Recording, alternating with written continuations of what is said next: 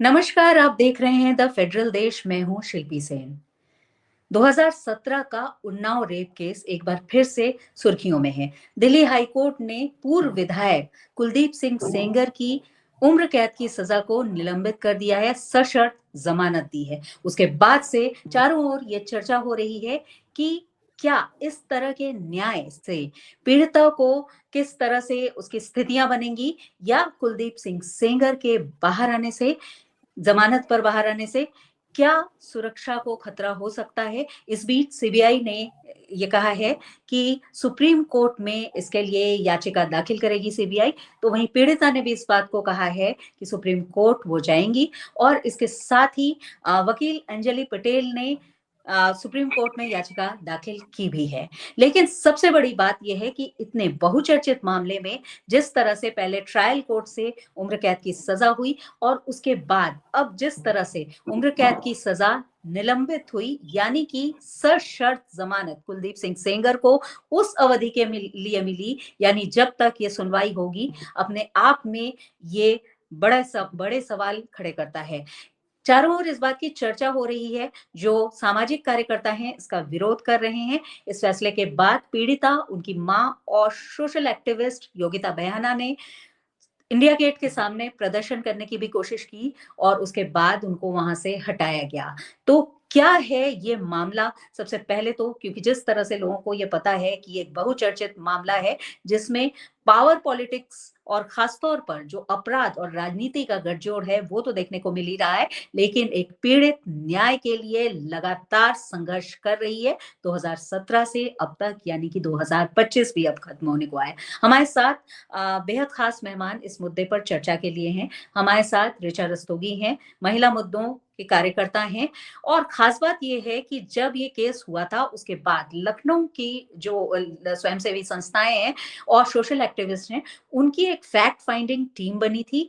और इस fact finding team ने उन्नाव में और खासतौर पर माखी गांव यानी कि घटनास्थल पर जाकर के पूरी चीजों का जायजा लिया था, पीड़िता से मुलाकात की थी, पीड़िता के परिजनों से मुलाकात की थी, तमाम वो तथ्य जुटाए थे जिन तथ्यों ने इस केस को मजबूत बनाया। और केस की शुरुआत हुई, बाद में सीबीआई ने इसकी जांच शुरू की, बाद में हालांकि दिल्ली ये केस ट्रांसफर हो गया। रिचा, आपका बहुत बहुत स्वागत है। क्योंकि इस तरह की जो एक बात हुई है जिसमें कुलदीप सिंह सेंगर की जो सजा है उम्र कैद की, उसको निलंबित किया गया है, यानी सशर्त जमानत दी गई है। तो सबसे पहले तो जब आपने सुना, क्योंकि आप इस केस से शुरू से जुड़ी रही हैं और जिस तरह से आपने फैक्ट फाइंडिंग टीम में आप शामिल रही हैं, पहले तो ये बताइए कि ये सुन करके आपको क्या लगा कि इतनी लंबी अवधि के बाद अब इस तरह से वही कुलदीप सिंह सेंगर जिनके बारे में कहा जा रहा था और जिनके बारे में बातें सामने आई थी कि बाद में भी बहुत इन्वॉल्वमेंट रहा है और तरह आप जानती हैं कि पीड़िता को किस तरह की मुश्किलों का सामना करना पड़ा, तो क्या आपकी पहली प्रतिक्रिया है इस पर? देखिए जैसे देश में बाकी बहुत सारे लोग हैं, काफ़ी सारी महिलाएँ और जो खुद ये जो सर्वाइवर है उनका खुद का भी मानना है। तो मैं भी उनमें से कुछ अछूती नहीं हूँ जो बहुत निराश हुई है इस जो है कल के इस वाक़ये से। जिस तरीके से कोर्ट ने जो ज़मानत दी है और सज़ा निलंबित की है, ये अपने आप में एक बहुत मायूस कर देने वाला दिन है और मैं कहूँगी कि ये भारतीय न्याय प्रक्रिया का न्याय व्यवस्था के लिए एक उन तमाम काले दिनों में से एक दिन हो गया है, जहाँ न्याय की उम्मीदें अगर जब कोई एक महिला या लड़की अपने साथ होने वाली हिंसा के लिए जब न्याय लेने जाती है, तो उसकी उम्मीदें जो टूटती हैं और जिस तरीके से उसको एक निराशा होती है, ये वो निराशाजनक एक दिनों में से एक दिन साबित हो गया है हमारे देश में। बिल्कुल। एक इससे पहले कि आगे बढ़ें, जो दर्शक देख रहे हैं उनको ये बताना चाहेंगे कि सज़ा निलंबित होने का अर्थ ये है कि जब तक इस केस की सुनवाई होगी, यानी अपील जो होती है, उसमें सशर्त ज़मानत कुलदीप सिंह सेंगर को मिली है। यानी कि ये रिहाई नहीं है, सज़ा पर रोक नहीं है, ये निलंबन है सज़ा का और सशर्त ज़मानत है। इसमें जो शर्तें हैं वो भी बता देती हूँ। उसमें इस तरह की बात है कि कही गई है कि जो विक्टिम है या जो सर्वाइवर हैं उनके 5 किलोमीटर के दायरे में वो नहीं आएंगे। उसके अलावा ये भी जी। कहा गया है कि हर सप्ताह वो पुलिस को रिपोर्ट देंगे अपनी। और इसके अलावा जो और फॉर्मेलिटीज होती हैं जिसमें पासपोर्ट वगैरह सरेंडर करना होता है, इस तरह के केस में वो तो है ही। लेकिन सवाल ये है ऋचा, इससे पहले कि मैं आगे बढ़ूँ, ये जो बातें कही गई हैं, सशर्त ज़मानत जो दी जाती है, क्योंकि ये एक अधिकार होता है किसी भी व्यक्ति के पास, किसी भी नागरिक के पास, अगर उसको सज़ा निचली अदालत से या ट्रायल कोर्ट से मिलती है, कि वो अपील कर सकते हैं उसके खिलाफ, और अगर कोर्ट चाहे तो वो उनको इस अवधि तक के लिए उनकी सजा को निलंबित कर सकती है, जिससे, क्योंकि कई बार सुनवाई बहुत लंबी चलती है, ये तो एक अधिकार है नागरिक का। लेकिन जिस बिल्कुल। तरह से ये पूरा केस रहा है, आपने शुरू से इस केस को देखा है, ये सिर्फ एक रेप केस की बात नहीं है, उसके बाद जिस तरह से उसके सामने बिल्कुल। दुश्वारियाँ जो सर्वाइवर हैं, उनके सामने आई, पिता की कस्टडी में मौत, जो उनकी मौसियाँ थी दोनों, उनको किस तरह से उनकी मौत हुई, या जब वो सुनवाई के लिए जा रही थी तो बिना नंबर की ट्रक ने उनकी गाड़ी में टक्कर मारी। ये सारी ही बातें खुद सर्वाइवर ने, मुझे याद है लखनऊ में आत्मदाह की भी कोशिश मुख्यमंत्री आवास के सामने की थी। आपको लगता है कि इन सब चीज़ों को देखते हुए अब कहीं न कहीं ये बड़ा गंभीर एक मामला हो गया है, क्योंकि बाहुबलियों के और इस तरह से प्रभावशाली लोगों के तो भले ही वो खुद ना पहुँचे 5 किलोमीटर के दायरे में, लेकिन उनके बाजू और हाथ तो हज़ार होते हैं। इससे बिल्कुल। उनके लोगों का हौसला देखिए, बढ़ेगा। बिल्कुल मैं आपकी बात से एकदम सहमत हूँ और बिल्कुल मुझे लगता है कि देखिए हम सभी को याद होगा 2017 में जब ये मामला सामने आया था, वो तब आया था जब लखनऊ में वो मुख्यमंत्री आवास के बाहर इस लड़की ने और उसकी माँ ने दोनों ने आत्मदाह की कोशिश की थी। तब सबको सबसे पहली बार पता लगा था कि इस तरीके की घटना हुई है। जबकि वो ऐसा नहीं था कि वो पहली बार लड़की सामने आई थी या वो सर्वाइवर सब सामने आई थी। उसने पहले कोशिश की थी, उसने शिकायत भी की थी, लेकिन उसकी शिकायत की कोई सुनवाई नहीं हुई थी। और बिल्कुल जिस तरीके से आपने पूरे घटनाक्रम की जो मुख्य घटनाएँ हैं उनके बारे में तो आपने बताया ही। मुझे क्या कोई भी जो भी इस केस के बारे में पूरा जानेगा, ये मान सकता है कि किसी भी तरीके से ये जो देखिए न्याय प्रक्रिया का अपने एक प्रक्रिया होती है, उसमें जो भी व्यक्ति चाहे तो उसने अपराध किया है या जिस पे अपराध का शक है, उसको वो न्याय प्रक्रिया के जो भी फायदे हैं वो मिलते हैं। लेकिन ये इस पर भी निर्भर करता है कि किस तरीके के मामले में हम न्याय प्रक्रिया के उन फायदों को उन्हें दे रहे हैं। अगर एक व्यक्ति जिसके ऊपर ये आरोप सिद्ध हुआ है और उसको एक सजा भी हुई है एक अदालत से, उसको हम निलंबित कर देते हैं, जबकि वही कोर्ट निलंबित कर रही है उसकी सजा को जहां अपील की सुनवाई हो रही है। तो क्या उसकी जगह क्या अपील की सुनवाई को जल्द नहीं किया जाना चाहिए था सजा को निलंबित करने के लिए? और ये मानना कि वो किसी तरीके से चोट नहीं पहुंचा पाएंगे उस संघर्षशील महिला को या लड़की को, ये तो सोचने के लिए एक सवाल करती है कि जब इतना सब कुछ हो चुका है इस मामले में, इतनी मुश्किल से उस लड़की की सुनवाई हुई, ये न्याय प्रक्रिया में चला, मामला उत्तर प्रदेश से बाहर गया, तो किन स्थितियों में उत्तर प्रदेश से बाहर ले जाना गया? ऐसा तो है नहीं कि हाई कोर्ट नहीं है उत्तर प्रदेश में या कोर्ट नहीं है जिले में, लेकिन स्थितियों को परिस्थितियां इतनी कठिन थी, इतनी विकट थी। मुझे आज भी याद है कि जब 2017 में मैं उस लड़की से और उस परिवार से जब हम मिले थे, हम जब साथी संगठन गए थे, वो कितनी निराश थी। एक तो दुख, क्योंकि उसने अपने फादर को खोया था, और दूसरा कि उस प्रक्रिया की वजह से खोया था जब उसने अपने खिलाफ होने वाली उस हिंसा के लिए आवाज उठाई थी। उसके लिए उसके पिता की हत्या की गई थी कि वो चुप हो जाए। तो वो एक जो दोहरा दुख, और ये कि जो पूरा सिस्टम था, जो पूरी न्याय प्रक्रिया थी, जिन पर उसे भरोसा था कि वो उनकी सुनवाई करेंगे, वहां उन्होंने जिम्मेदार व्यक्तियों ने उसकी कुछ नहीं सुनी थी। और आज फिर जिस तरीके से मैं कल से टीवी पर देख रही हूँ, जैसे वो लड़की बोल रही है बार-बार कि उसका जो विश्वास टूटा है, इतनी लंबी लड़ाई 2017 से आज 2025 तक, और फिर अचानक से कहा जाता है कि क्योंकि अपील की सुनवाई बहुत लंबी हो रही है, इसलिए हम सजा निलंबित की जा रही है।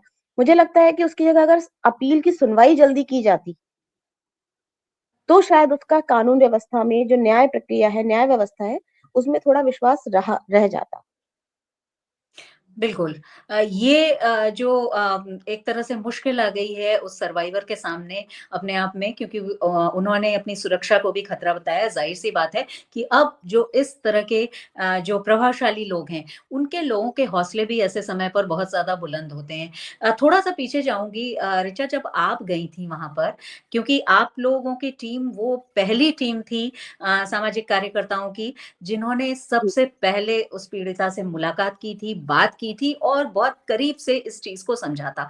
क्या आपको उस वक़्त लगा, क्योंकि ये जो घटना हुई थी उसके बाद 8 महीने तो इस केस को बाहर आने में ही लग गए। ऐसे में अगर 8 महीने का समय बहुत होता है, तो उसके बाद जब ये बिल्कुल। स्थितियाँ सामने आईं, तो आप किस तरह से रिकॉल करती हैं उस पीड़िता को, उस सर्वाइवर को, और कितनी मुश्किल उस समय उनके सामने थी?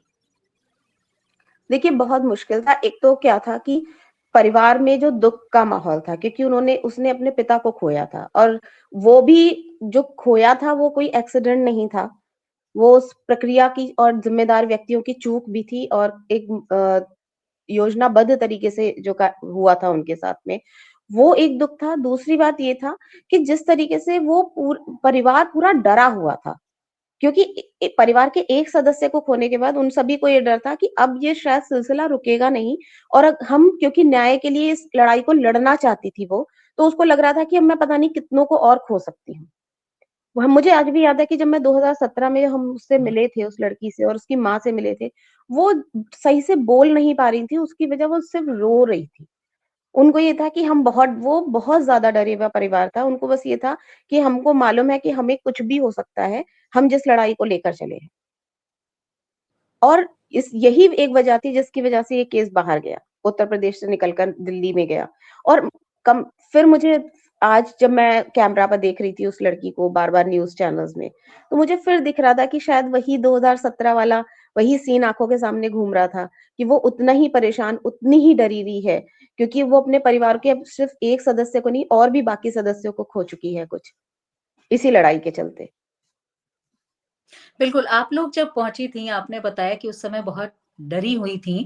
ज़ाहिर-सी बात है कि ये पूरे सिस्टम से लड़ना, और जिस तरह से कुलदीप सिंह सेंगर, जो बीजेपी के विधायक रहे हैं, उनकी जो पृष्ठभूमि है अपने आप में, वो भी बहुत ज़्यादा प्रभावशाली उस क्षेत्र में है। क्योंकि मुझे अच्छी तरह से याद है, जो माखी के जो एसएचओ थे, आप सोचिए कि उनको निलंबित करने में तक बहुत ज़्यादा समय लगा, एसआईटी जाँच के बाद निलंबित हुए थे, इतनी बड़ी घटना के बाद। तो अपने आप में सिस्टम कई बार किस तरह से पीड़ितों को उनके फ़ेवर में काम नहीं करता, उसका एक नमूना, उसका एक उदाहरण ये भी है।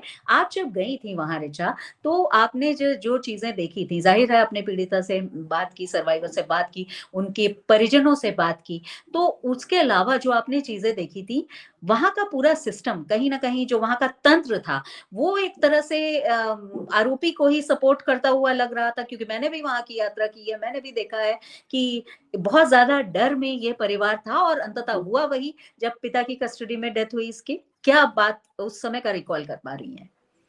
देखिए, मुझे आज भी याद है कि इतनी भीड़, एक तो मीडिया, क्योंकि पूरे देश की मीडिया वहाँ पहुँच चुकी थी। पुलिस इतनी ज़्यादा थी, और जिस तरीके से पूरे परिवार को सुरक्षा और उसके नाम पर जिस तरीके से पूरा वो एक पुलिस के घेरे में थे।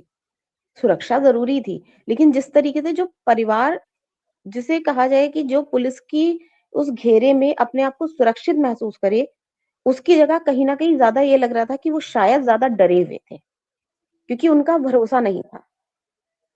उस व्यवस्था पर, उस सुरक्षा पर। उनको ऐसा लगता था कि शायद हम अभी भी सुरक्षित नहीं हैं।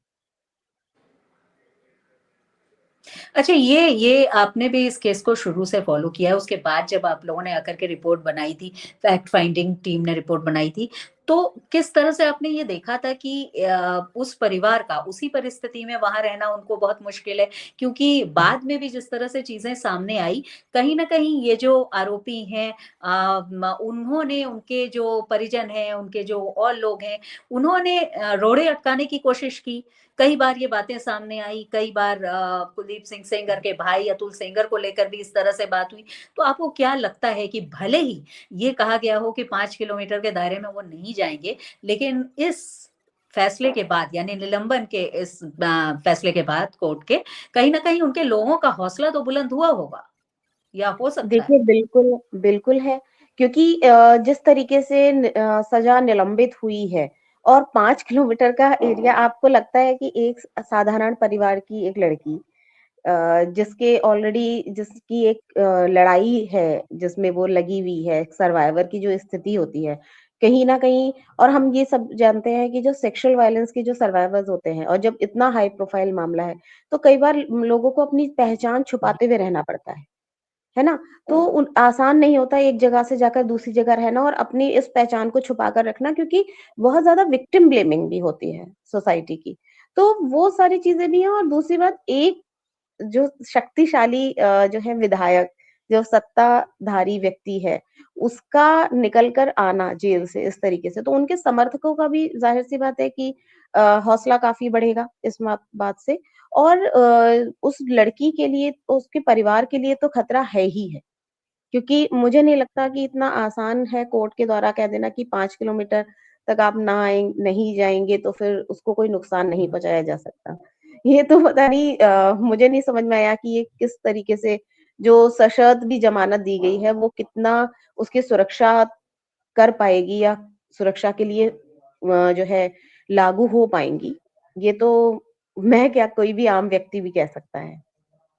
बिल्कुल, ये बात आसानी से समझ में आ सकती है, लेकिन एक तो जो प्रक्रिया की बात हम लोग कर रहे हैं ऋचा, उसमें फैक्ट फाइंडिंग जो टीम थी आपकी, उन्होंने क्या रिपोर्ट दी थी? अगर उसको उसके कुछ 1-2 पॉइंट्स हम लोगों को बता सकें उस वक़्त। क्योंकि आप लोगों ने डीजीपी को ये रिपोर्ट दी थी। उनसे बात किया था, स्टेटमेंट उनको दिया था इसको लेकर के आप लोगों ने स्टेटमेंट मीडिया में भी दिया था, मुझे याद है।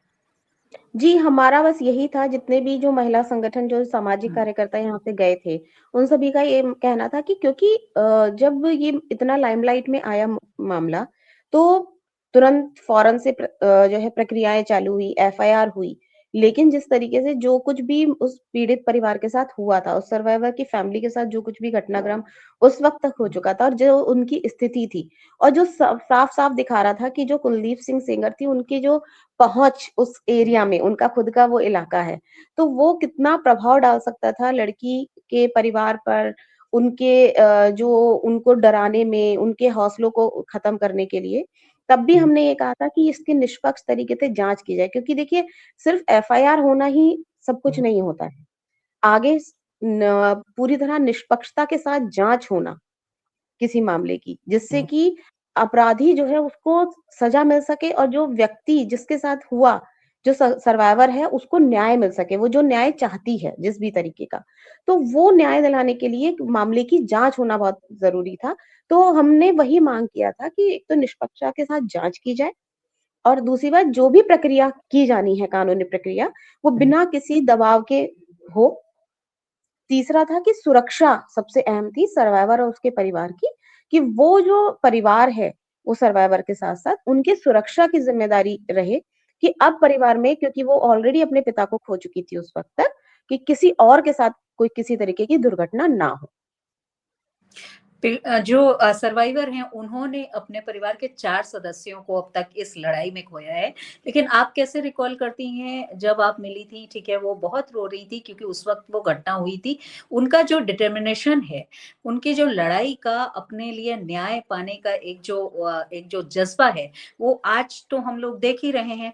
लेकिन उस वक़्त भी क्या दिखाई पड़ा था कि इस तरह की घटना हुई है, इस तरह का अपराध हुआ है, तो लेकिन न्याय मुझे मिलेगा। क्योंकि आपसे लोग इसलिए जानना चाहते हैं कि आप उनसे पर्सनली मिलकर के आपने उस वक़्त बात की थी। देखिए, जब मैं कहूँ तो मुझे याद है कि जब उसकी माँ और से हम बात कर रहे थे, और वो खुद भी साथ बैठी थी, तो उन्होंने कहा था कि देखिए, हमने बहुत हिम्मत करके इसको चुना हुँ, था कि हम लड़ेंगे, क्योंकि पता तो लग गया था ना, जब लड़की ने बताया था, हुँ, तो ये परिवार का भी तो फैसला था कि वो चाहते तो ना लड़ाई करते, चुपचाप रह हुँ। जाते, ना आपको पता लगता, ना हमको पता लगता, ना किसी और को पता जो लगता। आमतौर पर होता है लेकिन दूर-दराज़ के क्षेत्रों में। जी, जी। जो आम तौर पर होता है, क्योंकि एक सेक्सुअल वायलेंस का जब मामला सामने आता है, तो उस लड़की के, उस परिवार के ऊपर कितनी उँगलियाँ उठती हैं, उसकी कितनी बदनामी होती है, ये हम सब जानते हैं। तो आसान तो नहीं होता, लेकिन उन्होंने उस वक़्त भी हिम्मत दिखाई थी, और भले ही वो डरे हुए थे, लेकिन उन्होंने हुँ। ये नहीं कहा था कि हम इस लड़ाई को छोड़ना चाहते हैं। मुझे आज भी याद है, उनके शब्द ये तो नहीं थे कि वो लड़ाई को छोड़ना चाहते हैं। उन्होंने ये ज़रूर कहा था कि हमें बहुत खतरा है, और हम चाहते हैं कि हमारे मदद हो, और जो है न्याय मिले। मेरी बेटी को न्याय मिले। और बिल्कुल ये हिम्मत ही है जो 2017 से इतना सब कुछ होने के बाद भी वो परिवार, वो लड़की इतनी हिम्मत के साथ में सर्वाइव कर रही है, अपना इस लड़ाई को आगे भी लड़ कर रही है। और अभी भी अगर हम देखें तो उसने हिम्मत पूरी, वो निराश भले ही हुई हो, लेकिन उसने हिम्मत नहीं छोड़ी है और वो बिल्कुल शायद इस हिम्मत नहीं लड़ाई को कोई अभी भी नहीं छोड़ने के लिए ऋचा, है।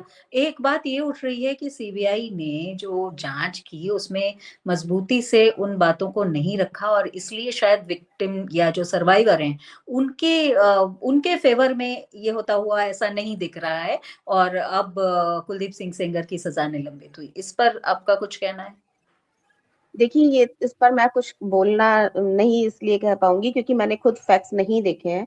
लेकिन मुझे ऐसा लगता है कि अगर एक अदालत ने जो है सज़ा दी है, तो अगर फैक्ट्स नहीं होंगे तो शायद सज़ा ना मिली होती और उम्र कैद की सज़ा मिली। फिर इस तरीके से ये तो प्रक्रिया जो है, न्याय प्रक्रिया, उसके जो ग्रे कुछ एरियाज़ होते हैं, उनके लूप होल्स का फ़ायदा लेना है। अगर मैं जो कल की घटना की अगर मैं बात करूँ।